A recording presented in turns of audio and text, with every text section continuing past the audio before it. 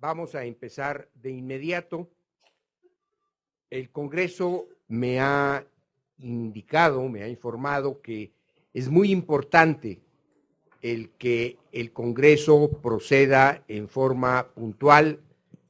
En esta mesa cada uno de los participantes tendrá la palabra por 20 minutos y mi ingrata función es el de asegurarme que así sea. Entonces, sin más, procedo a concederle la palabra al profesor Vincenzo Militello, quien entiendo tratará de hacer su intervención en castellano. Profesor Militello.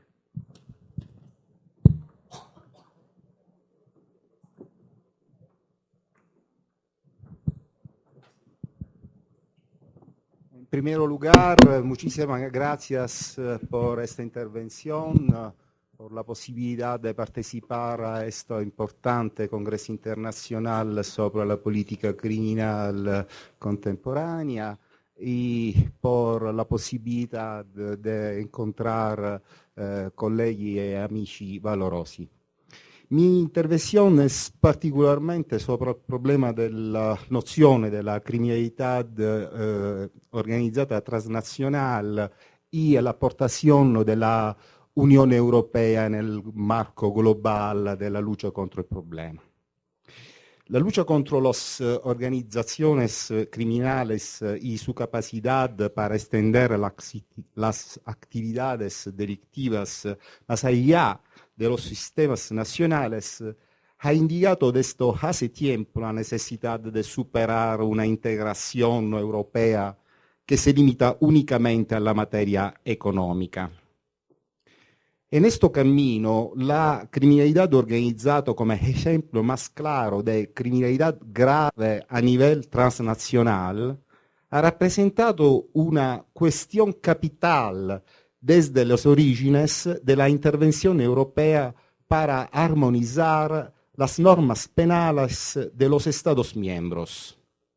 Esta tradicional relevancia y atención prioritaria al tema de la criminalidad organizada, perceptible de la intervención europea en materia penal, no parece ser confirmada tras su ubicación en el tratado vigente, el Tratado de Lisboa.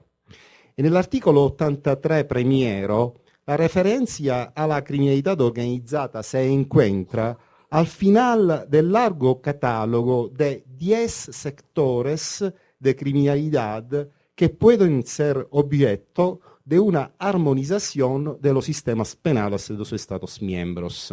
El terrorismo, la trata de seres humanos y la explotación sexual de mujeres, el tráfico ilícito de drogas, el tráfico ilícito de armas, el blanqueo de capitales, la corrupción, la falsificación de medios de pago, la delincuencia informática y, al final, la delincuencia organizada.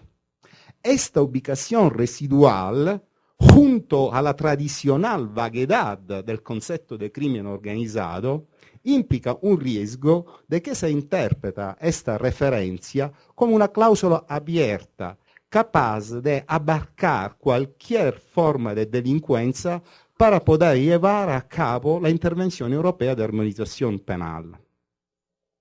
Para no privar de un significado autónomo la referencia a la criminalidad organizada contenuta en la norma, se hace necesario identificar los caracteres típicos del concepto, incluso ricorriendo a cualquier otra fuente que puede ser útil para definirla.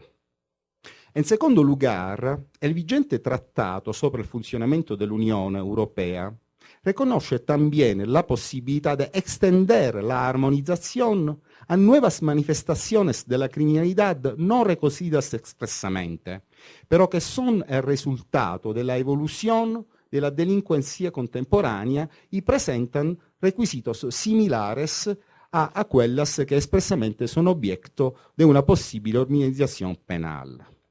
Una posibilidad que es pero condicionada a la presencia de dos caracteres, el de la particular gravedad y el de la transnacionalidad de la manifestación criminales. Elemento a veces referido al carácter, a la implicación o a la particular necesidad de combatirla según criterios comunes. Para evitar el riesgo que la armonización penal se refiere a un concepto vago e indeterminado de criminalidad organizada transnacional, estos indicadores citados en la norma no deben ser entendidos como los únicos elementos para definir la noción de transnacionalidad relevante a los fines de la armonización europea en materia penal. Al respecto, es útil hacer referencia al concepto de la Convención de las Naciones Unidas de Palermo del año 2000, a la cual la Unión también se ha adherido. Esta vez, la referencia está a la articulación del delito en dos estados o más, también a través de un grupo criminal organizado. La implicación de una organización criminal supone una gravedad particular del delito en cuanto hace más difícil detener a los responsables, especialmente cuando hablamos de organizaciones complejas con compartimentos estancos para evitar que la eventual identificación de uno de sus miembros revele toda la estructura interna del grupo criminal.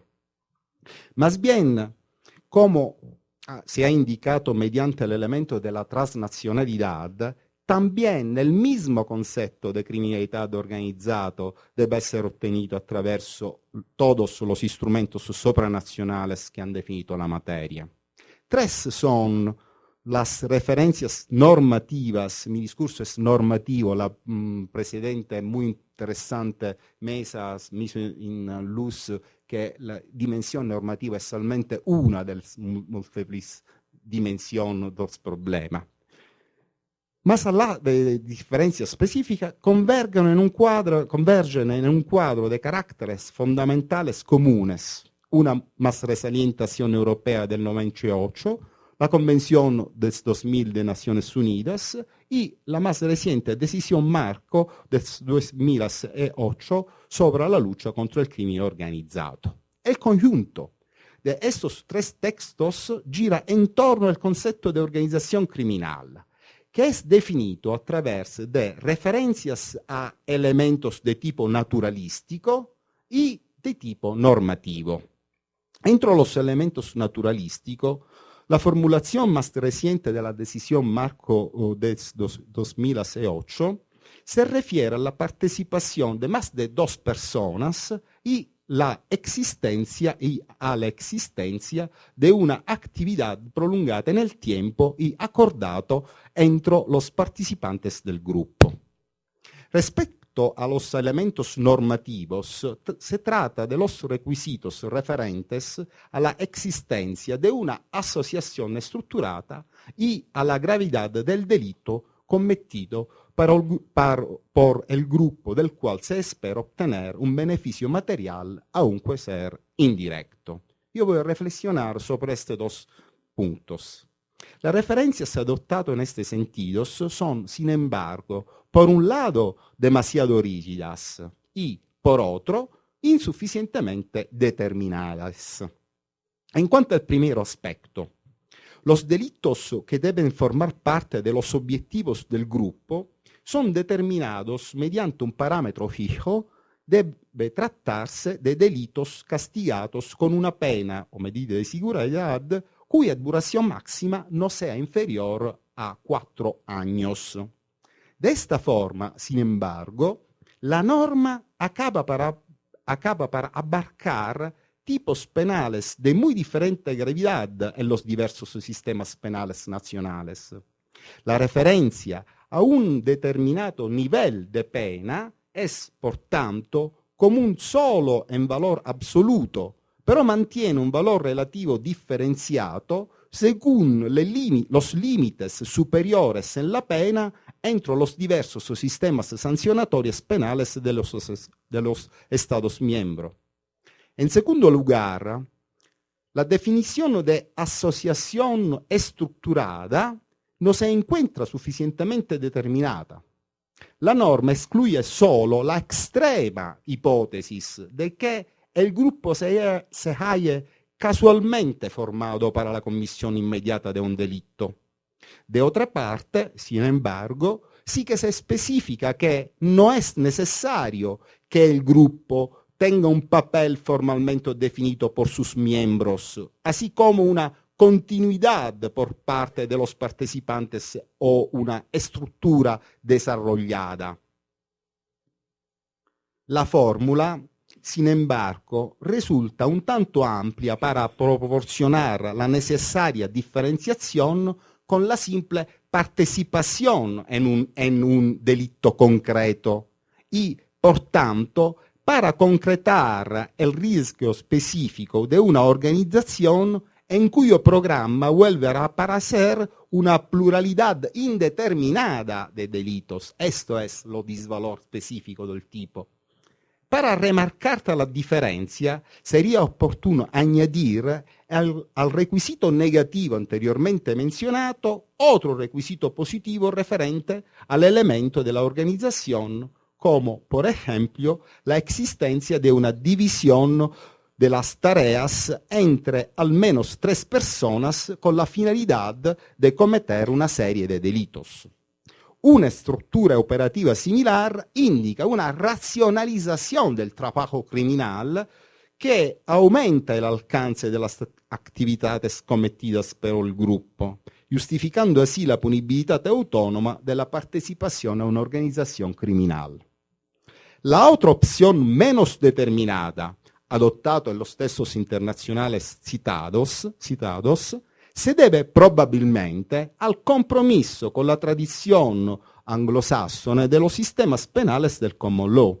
Aquí, la figura de la conspiracy abraza tanto la forma del mero acuerdo para cometer un delito, como la comisión concreta de uno o más delitos por parte de un grupo organizado. Esta misma duplicidad de formas ha sido reproducida en la definición de 2 conductas individuales contempladas en los textos internacionales citados, y que se requieren a la incriminación alternativa o conjuntamente de la partecipación a la organización criminal.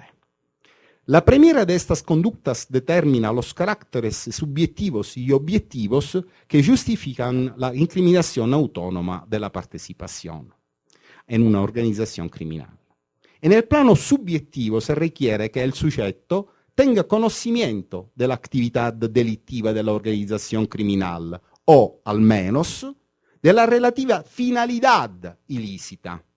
En el plano objetivo es necesario que participe en la actividad criminal del grupo, para lo que se recoge un amplio catálogo ejemplificativo. Por ejemplo, proporcionar información o medios materiales, reclutar nuevos miembros, así como obtener cualquier tipo de financiación para la actividad de la asociación.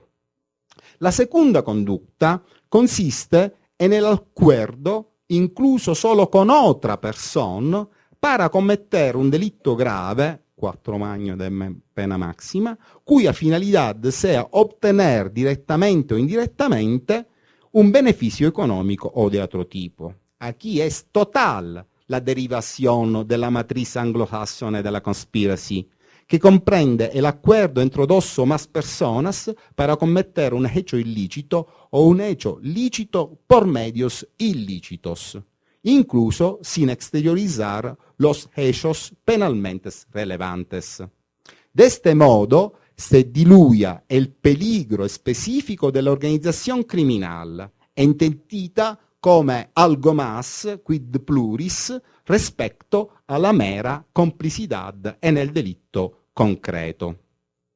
La suficiencia del mero acuerdo para cometer delitos está en conflicto con la tradición penal liberal que solo legitima la punibilidad de aquellos programas delictivos que se han materializado externamente con actos de ejecución de la conducta lesiva o peligrosa. En este punto, la previsión de la decisión marco europea va más allá que la Convención de Naciones Unidas de Palermo. Esta permite a los Estados miembros requerir la realización de un acto material como ejecución del acuerdo ilícito como requisito para castigar, para punir la participación en una organización criminal. Reconocer tal posibilidad crea el riesgo forse de frustrar el esfuerzo de armonización global sobre la materia, pero no obstante es una solución más acorde al principio de ofensividad del delito, el llamado Herm Principle. Respecto a estos aspectos problemáticos relacionados con el marco normativo europeo, parece darse actualmente una cierta toma de conciencia por parte del Parlamento Europeo, lo cual ha cuidado en el noviembre 2011 ha cuidado una importante resolución sobre criminalidad organizzata. De ella se espera una nueva medida de armonización en materia de organización criminal, mediante la cual se superan algunos perfiles críticos que he evidenciado hasta ahora. Precisar la delimitación del delito que conforme el objetivo de la asociación, identificándolo no mediante la referencia a un nivel sancionatorio fijo, sino indicando una lista común de delitos. De otra parte, se subraya la necesidad de superar el dualismo en el modelo de responsabilidad organizzativo o conspirativo utilizado para incriminar el grupo criminal. Este documento presenta, sin embargo, algunos perfiles de debilidad. En primer lugar, no parece atribuir la atención adecuada a la prevención extrapenal muy bien ilustrada antes, lo cual es indispensable, estoy de acuerdo, por una acción eficaz capaz de contener la lucha contra la criminalidad organizada. Ulterior aspecto de debilidad de la resolución del 2011 es la inadecuada profundización y la armonización de las sanciones en materia de criminalidad organizada. Por último, podemos notar que todo el aparato de lucha contra la criminalidad organizada no está adecuadamente equilibrado hacia una necesidad de armonización de las garantías que lo conectan a las normas comunes de los distintos ordenamientos. En este sentido, es esencialmente a nivel internacional, en el marco supranacional de garantía, a donde uno debe virar para encontrar elementos que tengan la misma magnitud que la acción de lucha a nivel europeo. In particolare, ha supuesto un alivio crescente nel sistema penal italiano, per esempio, ma non soltanto italiano, la Convención Europea de los Derechos del Hombre y la jurisprudencia que sobre ella ha sido desarrollada. 2 minutos más, estoy finito. Gracias. Aunque el sistema italiano se haya acercado recientemente mediante pasos importantes, el sistema de protección de los derechos de la Convención, la efectiva incidencia de la jurisprudencia sigue siendo limitada y no es suficiente para reorientar en clave garantista un sistema que en su conjunto está permanentemente sometido a nuevas exigencias de eficacia de la lucha contra la delincuencia. Un anclaje muy seguro en este sentido podrá ser la Carta Europea de Derechos Fundamentales, que actualmente es finalmente parte del tratado. En ella se recoge un amplio elenco de derechos fundamentales que pueden representar el esqueleto de la intervención europea de cara a ampliar el nivel europeo y de los mismos Estados miembros, en vez de incrementar acríticamente el recurso a técnicas represivas. La extensión y la incisividad de las decisiones europeas en materia penal desde hace tiempo conllevan presiones críticas hasta el punto de evocar escenarios de destrucción respecto a las garantías de los Estados de derechos, como salida necesaria de la nueva dimensión de los sistemas penales moderni. Hoy, el cuadro que ofrece el Tratado de Lisboa parece haber superado ampliamente muchos inconvenientes de la ausencia de legitimación democrática de la intervención europea en materia penal.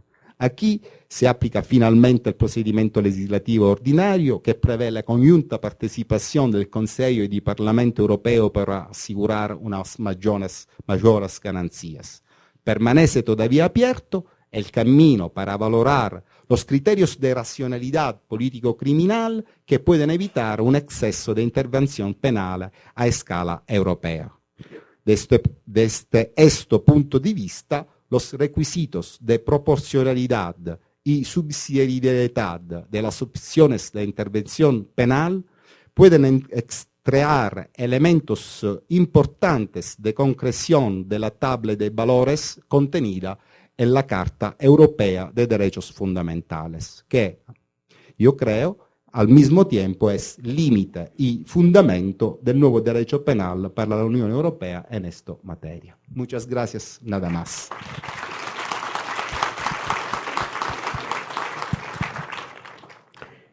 Escuchamos al profesor Vincenzo Militello de la Universidad de Palermo. Gracias tanto, profesor. Ahora le voy a conceder el uso de la palabra al profesor Raimo Latti, profesor de la Universidad de Helsinki.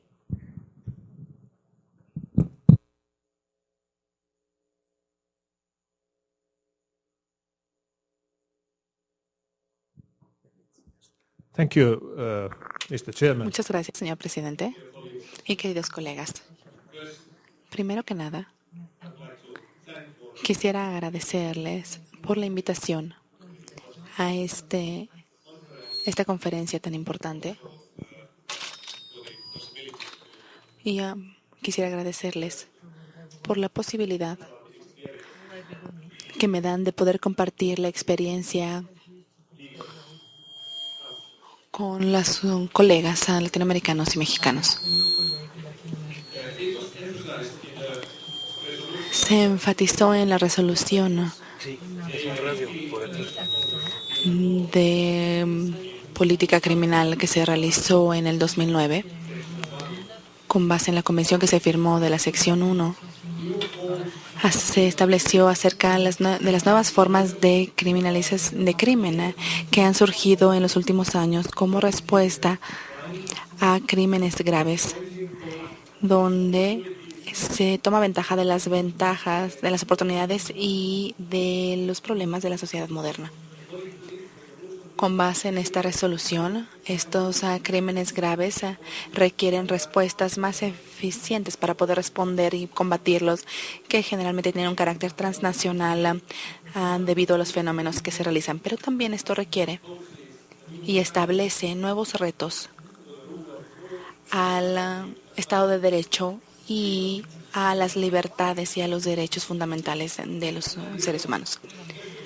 Por ende, se enfatizó específicamente en el preámbulo de la resolución que la legitimidad de la lucha contra el terrorismo, el crimen organizado, así como otra serie de crímenes graves, son muchas veces el pretexto para la aplicación extensa de las reglas de excepción.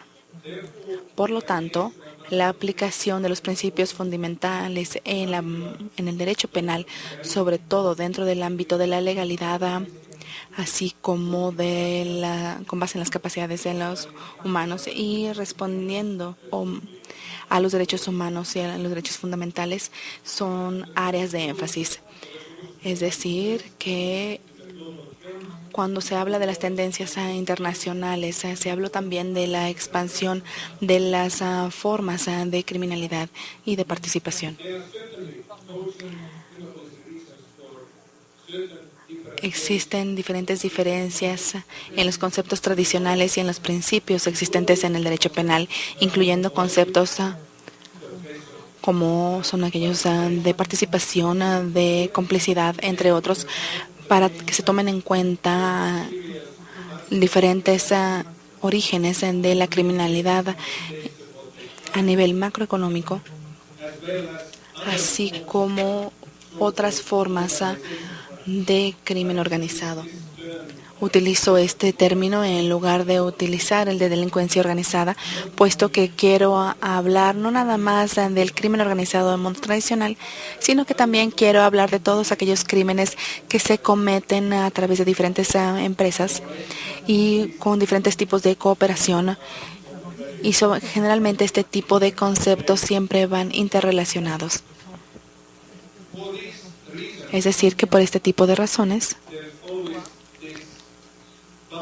existe siempre el equilibrio entre los aspectos de control de la criminalidad con las consideraciones de los principios fundamentales del derecho penal y del crimen organizado, las libertades, así como la acusación de las personas.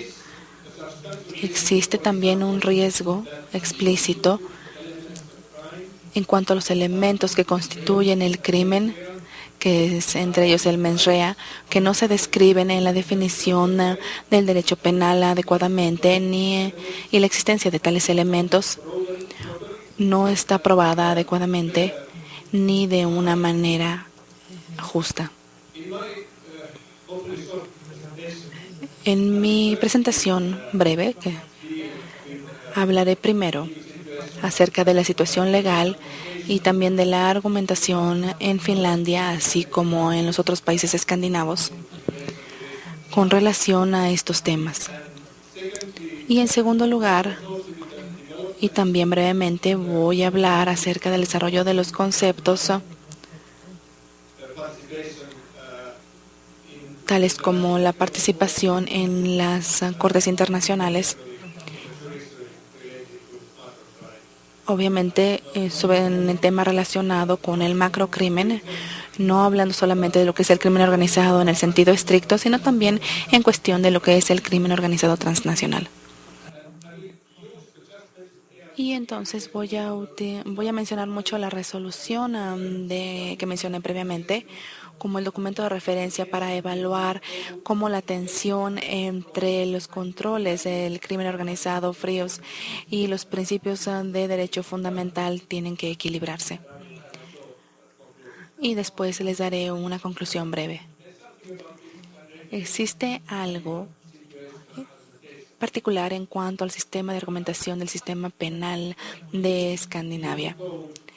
El sistema penal finlandés del 1989 se actualizó en el 2013 y este nuevo sistema penal representa una legislación más moderna que se basa en la tradición legal civil penal,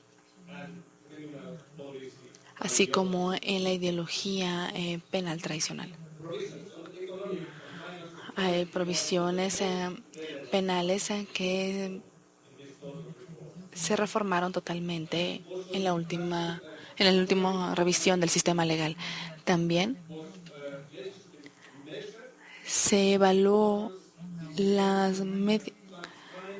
alcance del sistema legal a nivel de prevención y de planeación sistemática de los crímenes que generalmente cometen tanto organizaciones económicas para poder obtener ganancias ilegales, sobre todo dentro del rubro de los crímenes económicos. Con base en estos antecedentes, en la filosofía penal finlandesa, implica que se tiene que probar a los actos que hayan realizado los actos de modo tal que se crea un poder mayor y una presión mayor al momento de implementar el sistema legal en aquellas personas que se vean implicadas en este tipo de actividades criminales. En cuanto a la complicidad, con base en este nuevo sistema penal, siguen el modelo alemán.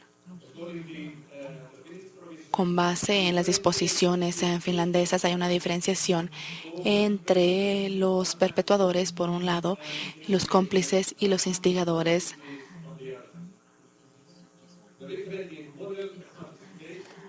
La participación en el modelo se explica con el énfasis en la expresión del derecho penal finlandés. Y esta teoría está respaldada en las políticas penales escandinavas y finlandesas, de modo tal que las autoridades aplican la ley de manera diferenciada con base en las reglas y en las leyes, así como en el cargo que hayan ejercido los diferentes participantes de una actividad criminal.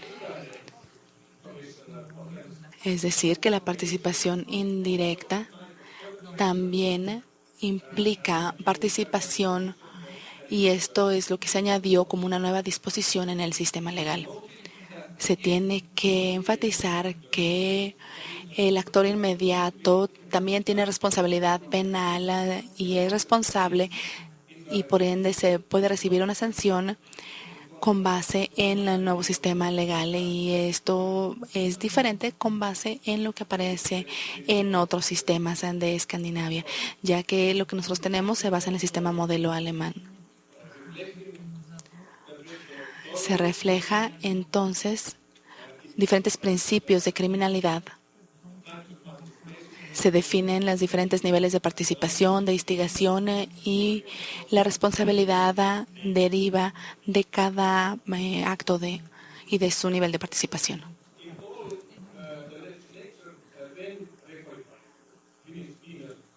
El sistema penal finlandés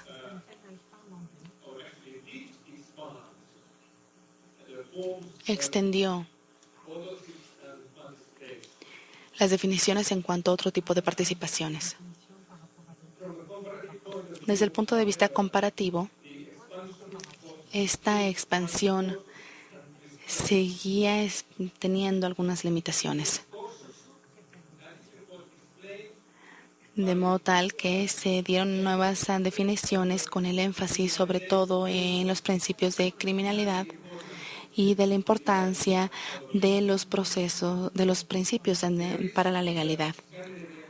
Entonces, hay una crítica muy importante en los países escandinavos acerca de estas nuevas leyes globales referentes al terrorismo y al crimen organizado, ya que vemos que la tendencia es más de proactividad en el crimen organizado. Es decir, que hay mayor énfasis en el mens rea que en el actus reus. El académico danés mencionó que este tipo de tradición legal donde se define la participación en los actos ilícitos es importante, puesto que es importante para el desarrollo que permite la elaboración de la doctrina que establece los sistemas legales y sus límites.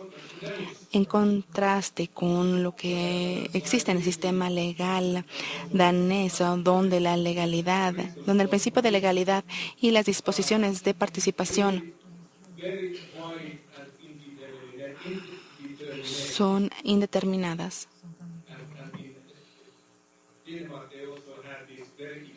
Es decir, que Dinamarca tiene una gran variación de lo que se conoce como actos de participación muy variados. Sin embargo, la legislación danesa del año 2000 se comparó y se completó con base en la legislación finlandesa, sobre todo en lo referente al combate al crimen organizado. Sin embargo, después de una serie de análisis realizadas por el comité parlamentario en relación con estas propuestas relacionadas con los niveles de participación en las actividades realizadas por una organización criminal o por una organización terrorista. Es decir, que en esencia, el desarrollo legal finlandés y danés han debatido la expansión de los niveles de participación en las actividades criminales, y estas se pueden resumir de la manera siguiente. Los principios del Lex Certa como subprincipios para la legalidad, que significan los límites penales, se tienen que subrayar. dado que la presión existente para expandir la responsabilidad penal se originó con base en las obligaciones europeas e internacionales en cuanto al terrorismo y crimen organizado, de modo tal que se ha mencionado en la legitimidad para extender estas responsabilidades. Cuando se expanden estas participaciones, se depende en los sistemas legales, así como en los sistemas punitivos, y se hace muy poco énfasis en la investigación penal, lo cual hace evidente el considerar cuáles son los elementos que podrían ser más eficientes para prevenir el crimen organizado y sobre todo también para asegurar procedimientos penales justos transnacionales. La recomendación de la resolución antes mencionada del 2009 también refleja de una manera muy elegante el énfasis mencionado.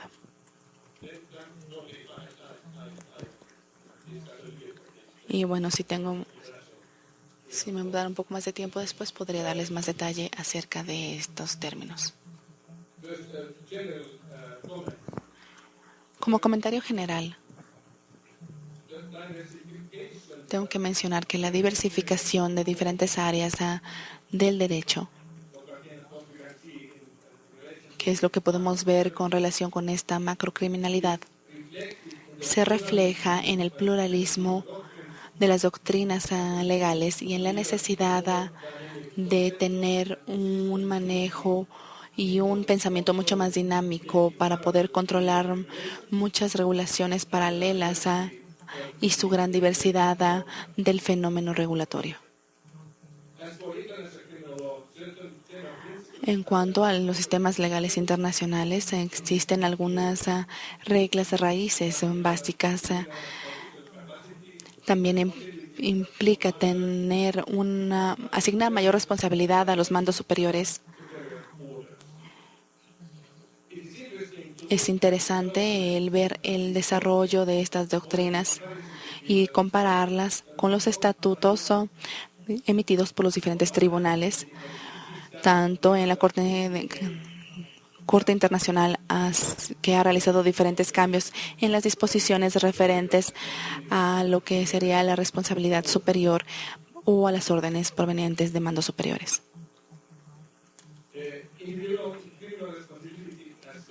La responsabilidad individual generalmente es una de las consideraciones principales de los principios que se aplican en los tribunales internacionales. El artículo 25 y 28 empiezan a definir el alcance de la responsabilidad individual criminal con base en las reglas básicas que también se están expandiendo en cada revisión. Una pregunta importante que surge es cómo el carácter internacional de la responsabilidad individual criminal por actos cometidos bajo el contexto colectivo y de manera sistemática se puede ajustar a los principios de la responsabilidad individual, de modo tal que las atribuciones criminales para tales actos se definen en el artículo 5 al 8 de los estatutos de la Corte Internacional, que distinguen características en comparación con la responsabilidad criminal por crímenes ordinarios relacionados con crímenes de orden nacional. Implican lo que es la contribución al resultado final, donde muchas veces no se puede observar de manera simple. El párrafo D del artículo 25 y en el párrafo 3 habla acerca de la responsabilidad por las contribuciones a actividades de crimen de orden colectivo, y esto es diferente de lo que aparece en la ley, en las leyes, en el derecho civil, cuando se habla de crímenes comunes. Por ende, No queda claro que esta forma de responsabilidad individual sea lo mismo de la conspiración, pero también presenta algunos puntos en común que se consideran en diferentes disposiciones, sobre todo cuando se habla de crimen organizado y en la Convención Antiterrorismo. La comparación entre el artículo 7, párrafo 1 del Estatuto de la Corte Internacional y del artículo 5 en el párrafo 3,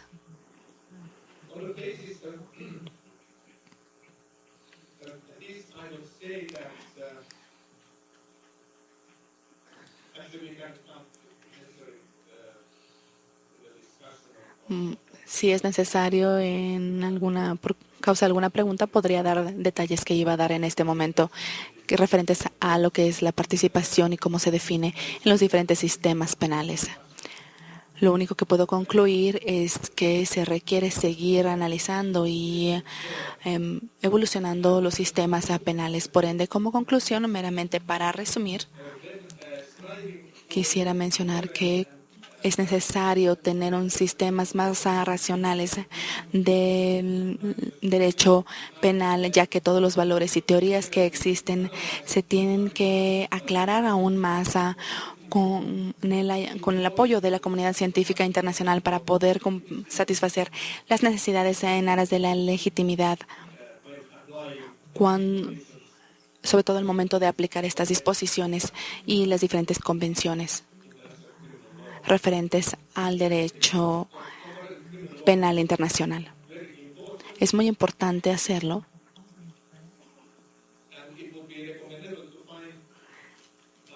y recomendaría el poder encontrar foros de debate común para poder estar analizando los diferentes sistemas tradicionales.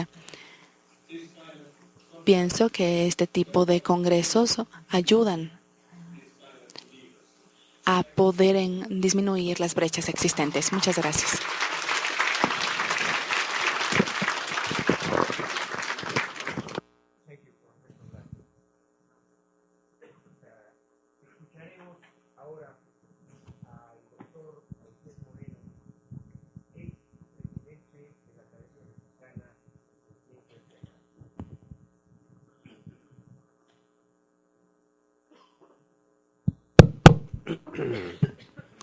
Muchas gracias. Bueno, para obviar, simplemente gracias a los organizadores de este evento, que nos permite estar aquí con colegas europeos para abordar estos importantes temas en torno a la delincuencia organizada. En realidad, bueno, estamos abordando un tema sobre todo el relativo a la autoría y participación en la delincuencia organizada, que ha sido ya objeto de discusiones en distintos foros internacionales. Uno de los foros importantes fue precisamente el organizado por la Asociación Internacional de Derecho Penal, la AIDP, que tuvo lugar en Turquía en el pasado Congreso Internacional.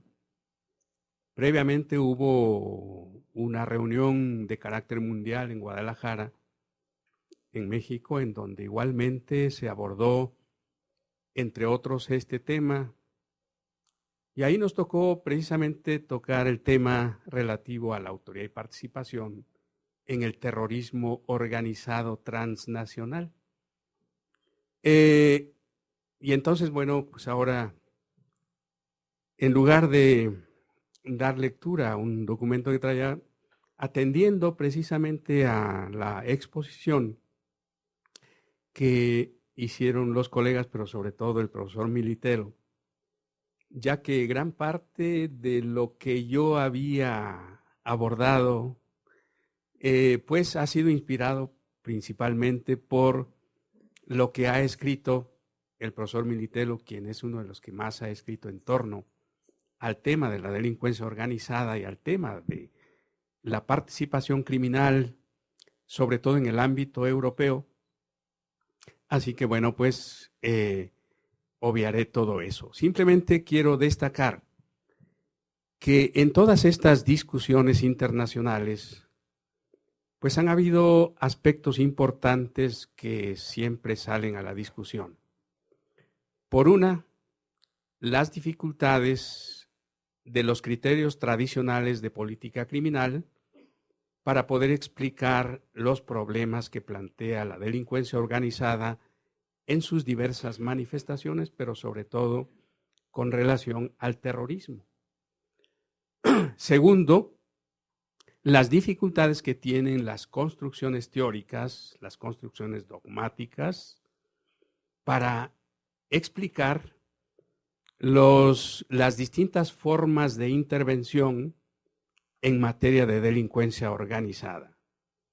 En el sentido de decir que estas tradicionales fórmulas que han sido desarrolladas sobre todo por la dogmática penal alemana, y como lo dijo el profesor, de alguna manera también ha influido en Finlandia,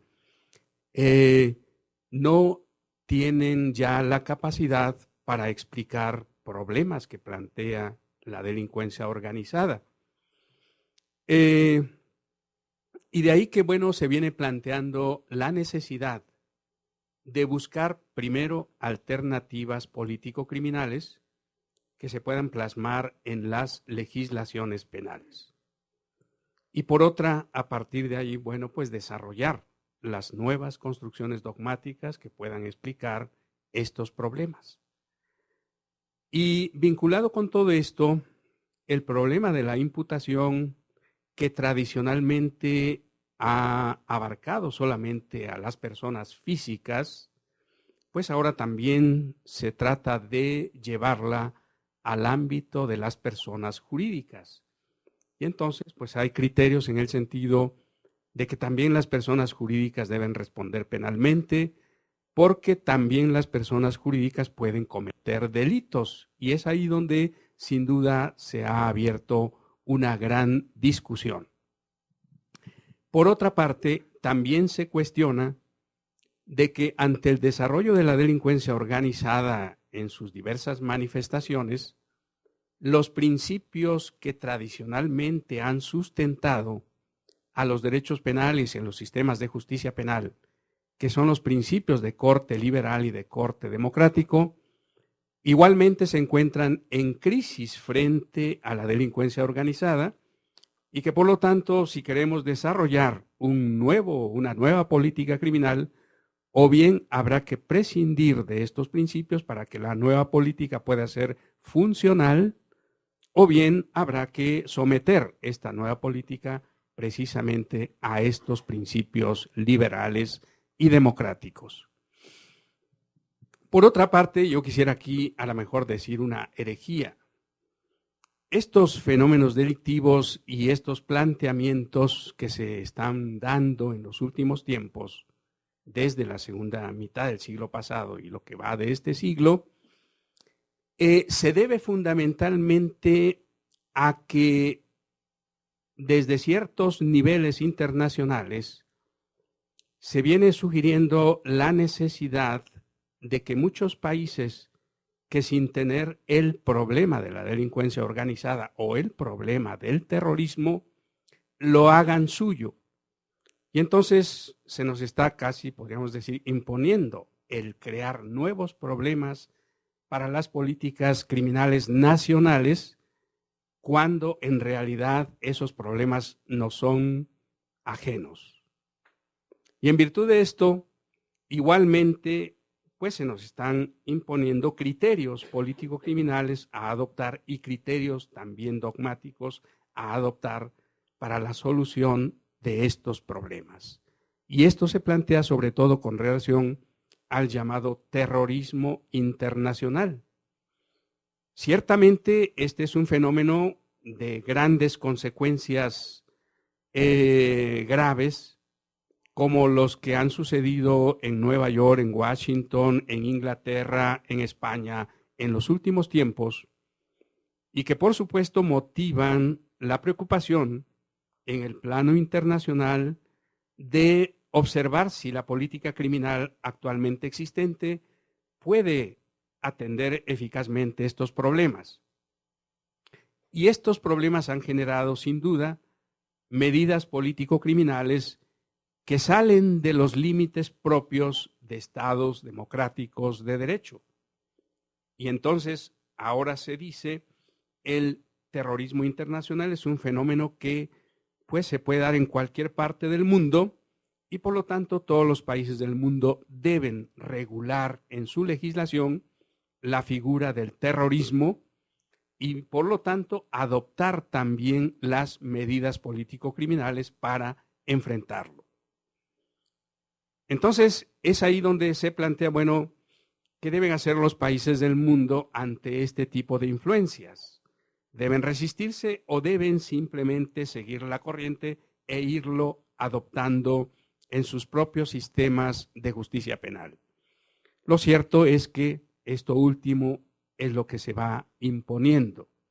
México, por esa razón, ante el influjo de las ideas de la delincuencia organizada, pues tuvo que generar reformas a su legislación, incluso a su propia constitución, generó su ley federal contra la delincuencia organizada y, sin embargo, en los tiempos actuales se dicen, esas regulaciones resultan insuficientes para atender todos estos nuevos problemas que se van planteando.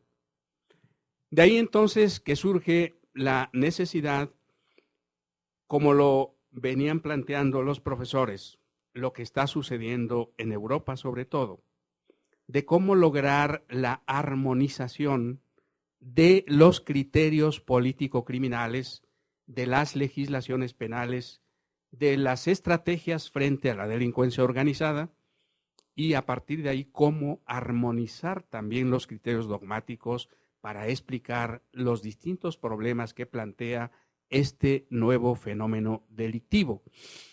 Precisamente el profesor Militello hace una clasificación de modelos que se han ido desarrollando, sobre todo en Europa occidental. Pero él mismo señala que hay en Europa occidental diversos países que siguen un modelo, otros que siguen otro y otros uno distinto. Y la idea es cómo armonizar todo esto en Europa. Y en Europa, que pues podríamos decir la mayoría de los países tienen de alguna manera mucha cercanía en cuanto a los influjos ideológicos que han tenido en su normatividad y demás, que se puede decir de países distintos, países orientales y bueno, los países de América Latina hemos sido influidos fundamentalmente por la corriente ideológica de Europa occidental y ahora, bueno, cuando se dan estos nuevos influjos, se plantea precisamente la influencia del common law, la influencia de una serie de mecanismos que seguramente en esos ámbitos ha funcionado, pero que frente a criterios político-criminales que nosotros hemos manejado, sin duda que representan una gran dificultad. Y eso mismo sucede precisamente con lo que ahora se va planteando con el nuevo sistema procesal penal del que el doctor Zamora Pierre ya ha destacado muchos aspectos en donde no resulta compatible con nuestra ideología y con nuestra realidad. Pero bueno, dado el brevísimo tiempo, de todo esto se plantea naturalmente el problema de la autoría y participación. Este problema lo podemos enfocar desde una perspectiva político-criminal y desde una perspectiva dogmática. La primera es la que importa precisar primero, es decir, ¿cómo podemos establecer esa armonización de criterios para efectos de que podamos llevar a las legislaciones pues, los mejores criterios que puedan abarcar esas distintas formas de intervención en la realización de las distintas, a su vez, manifestaciones de la delincuencia organizada? Porque no es exactamente la misma forma de realización del narcotráfico que del tráfico de armas, que del tráfico de personas, que del secuestro o que del terrorismo. Cada una tiene sus particularidades aun cuando haya, naturalmente, ciertos rasgos comunes que lo hacen caracterizar precisamente como delincuencia organizada. Pero aquí ya hay un gran problema porque, precisamente como se ha destacado, uno de los principales aspectos a atender es cómo se puede conceptualizar, si es que se puede conceptualizar a la delincuencia organizada para efectos de destacar sus distintos rasgos característicos. El profesor Zaffaroni, precisamente, que no pudo acompañarnos ahora, ha destacado desde hace tiempo la gran dificultad desde la perspectiva criminológica de poder conceptualizar a la delincuencia organizada, e incluso señala que todos los intentos que han habido pues han fracasado precisamente porque pues sus diversas manifestaciones en distintos ámbitos del planeta lo dificulta, ¿no? Y eso mismo plantea, bueno, ¿cómo se puede determinar si no sabemos cuáles son las distintas manifestaciones de la delincuencia organizada y cuáles son las distintas formas de intervención en su realización? ¿Cómo podríamos estar en condiciones de decir estas son las formas de autoría y participación que difieren de las tradicionales formas de participación en la delincuencia común o convencional? Y entonces, si podemos establecer eso, habría material para decir, bueno, estos problemas nuevos que plantea la delincuencia organizada no pueden ser resueltos por los criterios tradicionales que la dogmática penal ha desarrollado. Y eso nos lleva también a preguntarnos, cuando se desarrollan fórmulas político-criminales, si conocemos esos criterios tradicionales de la dogmática penal. La mayoría, como se ha dicho, provienen de Europa, sobre todo de la dogmática penal alemana, y nosotros, los mexicanos, a diferencia de lo que sucede en la mayoría de las legislaciones que no precisan las distintas formas de intervención, nosotros sí tenemos fórmulas en donde se distinguen claramente las formas de autoría y las formas de participación en sentido estricto. Ahí tenemos el artículo 13 del Código Penal Federal.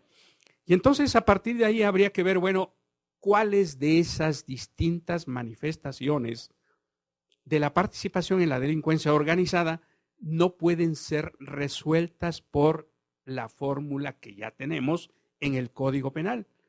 Pues porque ahora se ha estado intentando introducir nuevas formas en el propio artículo 13.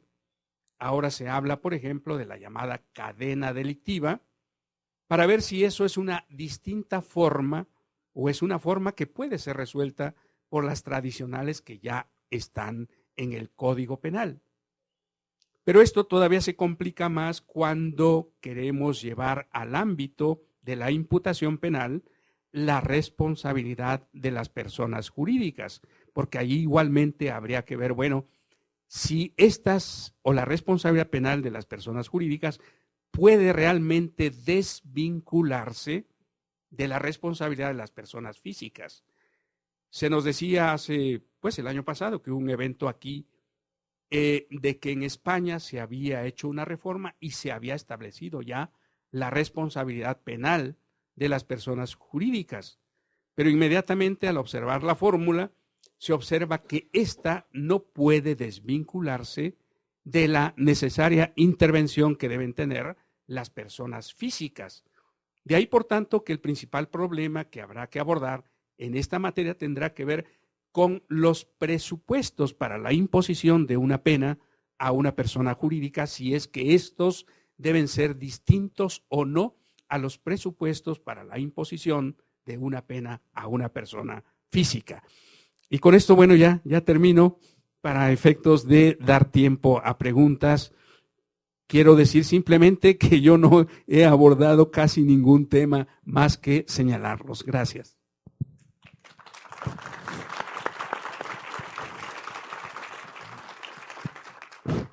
Muchas gracias, doctor Moreno. El programa nos indica que ahora disponemos de 10 minutos para preguntas y respuestas. Únicamente 10 minutos. Les ruego insistentemente a quienes participen que lo hagan en forma cuasi telegráfica y si acaso se trata de una pregunta que indiquen a quién de los expositores dirigen su pregunta. Por aquí tenemos una pregunta de Cecilia Horta. Le pregunta, ¿es adecuado ampliar las doctrinas de responsabilidad penal para combatir el crimen? ¿Dónde quedan los principios de legalidad? Dado que no indica a quién le dirige la pregunta, pero... Doctor Raimo Lati.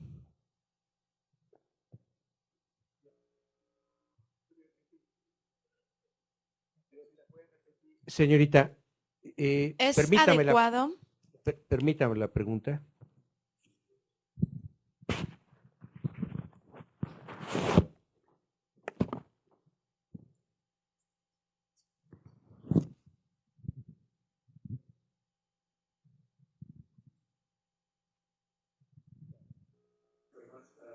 Muchas gracias.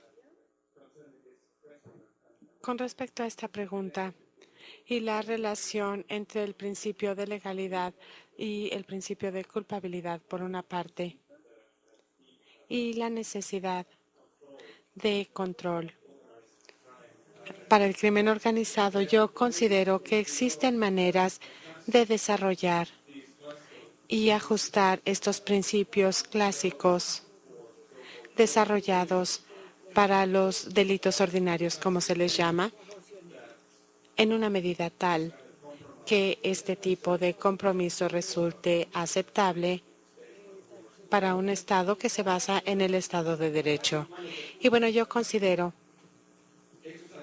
que uno de los ejercicios adecuados para este propósito es esta resolución de ADP de 2009, donde, por ejemplo, podemos ver en uno de los puntos de la resolución que se incluye una declaración que indica que donde hay actos específicos donde la participación se puede considerar como legítima, existen 3 condiciones que fueron formulados para este propósito. Lo primero sería prevención de la comisión de un delito muy grave.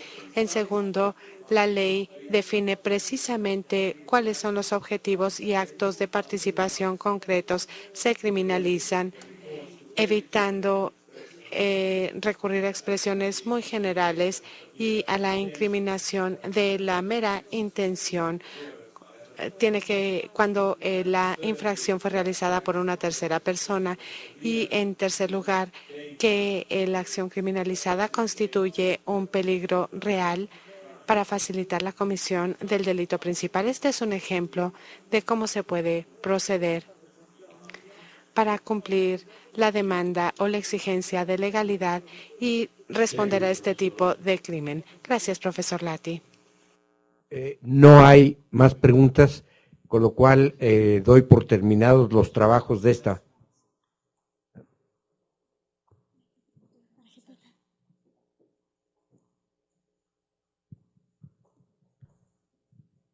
Buenos días a todos.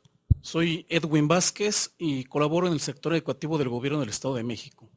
Mi participación va encauzada a los comentarios que hacía el maestro Moisés Moreno, en el sentido de referir, al igual que anteriormente el doctor Suárez Daza, de que México ha tratado en repetidas ocasiones adoptar diferentes sistemas. Hoy lo vemos, y con la participación de juristas europeos, nos damos cuenta la distancia que existe en cuanto a la idiosincrasia del pueblo mexicano con países de primer mundo. En ese sentido, destacar el hecho de que México, el pueblo mexicano, ha sido muy dado a la cultura de copiar, ¿sí? De copiar otros sistemas. Y en ese sentido tenemos, por ejemplo, la experiencia no tan grata hasta ahorita de la copia del sistema de los juicios orales. Destacar en ese sentido que es traído del sistema de impartición de justicia chileno, ¿sí? Pero evidentemente la idiosincrasia del pueblo chileno y la mexicana son 2 universos diferentes. De entrada, allá la seguridad pública, es decir, el policía público, pues es toda una carrera universitaria para ser policía. En consecuencia, el policía goza de un crédito y de un reconocimiento social, lo que en nuestro país no acontece, ¿sí?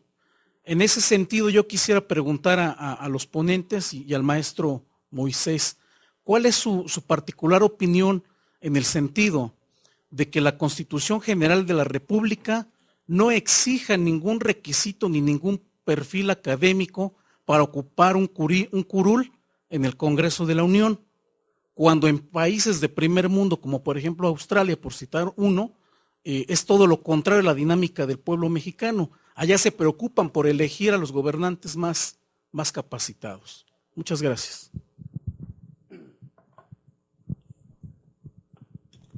Bueno, seguramente para contestar sobre lo que sucede en México sería difícil que lo hagan los profesores extranjeros, así que, bueno, aun cuando podría decir que el tema no se vincula con podríamos encontrarle alguna vinculación. Estamos hablando de autoría y participación.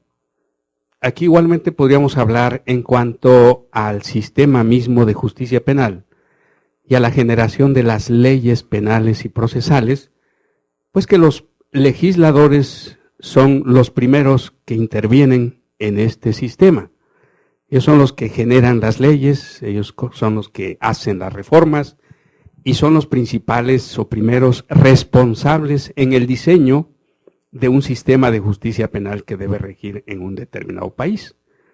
Por lo tanto, bueno, si el sistema resulta malo, si el sistema resulta infuncional, pues sin duda que habrá que buscar en dónde está la razón, y a lo mejor mucha de esa razón está en la ley misma. Y entonces eso a quién habrá que atribuírselo, pues al legislador. Si es en la aplicación, pues al juzgador, y así, de tal manera que todos son actores en este sistema. Y desde esa perspectiva, bueno, pues los legisladores también deben responder. Y si se exige, por ejemplo, que los ministerios públicos se capaciten, que los jueces se capaciten, que pasen exámenes de concurso, que sigan una carrera, bueno, ¿por qué no habrá que exigirlo también a los legisladores, ¿no? Y entonces, bueno, pues eso habrá que preverlo en la Constitución, en donde sea, pero sin duda que se plantea como una exigencia necesaria para efectos de que haya también la garantía que las decisiones legislativas pues lleven como consecuencia leyes adecuadas que respondan no solamente a exigencias de otros países, como usted dice, sino a las exigencias, a las realidades nuestras. Agradezco al profesor Militelo, al profesor Lati, al doctor Moreno Hernández, y doy por terminadas las labores de esta mesa. Muchas gracias. Agradecemos la participación a nuestros especialistas y a nombre del INACIPE les entregamos su reconocimiento.